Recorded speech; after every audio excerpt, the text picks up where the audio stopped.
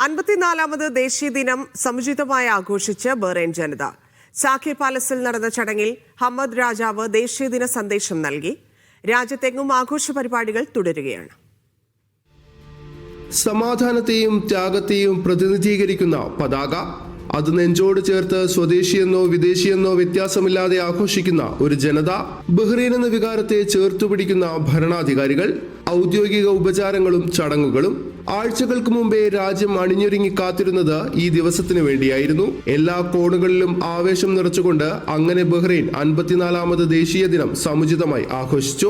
സാഖിർ പാലസിൽ വെച്ച് നടന്ന ദേശീയ ദിനാഘോഷ ചടങ്ങിൽ രാജാവ് ഹമദ് ബിൻ ഈസ അൽ ഖലീഫ ദേശീയ ദിന സന്ദേശം പങ്കുവച്ചു. കിരീടാവകാശിയും പ്രധാനമന്ത്രിയുമായ Prince Salman bin Hamad Al ഖലീഫയുടെ സാന്നിധ്യത്തിൽ നടന്ന ചടങ്ങിൽ രാജകുടുംബാംഗങ്ങളും വിശിഷ്ട വ്യക്തികളും വിവിധ രാജ്യങ്ങളിലെ അംബാസഡർമാരും പങ്കെടുത്തു.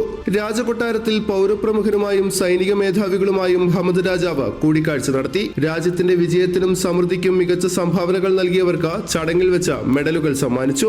ബഹ്റൈൻ പതാകകളേന്തിയും വാഹനങ്ങൾ അലങ്കരിച്ചും വൈവിധ്യമാർന്ന പരിപാടികൾ ഒരുക്കിയും ബഹ്റൈൻ പൗരന്മാരോടൊപ്പം പ്രവാസികളും ദേശീയ ദിനാഘോഷത്തിൽ പങ്കുചേർന്നു. പ്രവാസി കൂട്ടായ്മകൾ സംഘടനാ ആസ്ഥാനങ്ങളിൽ വ്യത്യസ്തമാർന്ന ദേശീയ ദിന പരിപാടികൾ ഒരുക്കി. കരിമരുന്ന് പ്രയോഗവും കലാപരിപാടികളും രാജ്യത്തെ ആഘോഷങ്ങളുടെ മാറ്റുകൂട്ടി. ദേശീയ ദിനമെന്നാൽ ബഹ്റൈനെ സംബന്ധിച്ച് ഉത്സവമാണ്.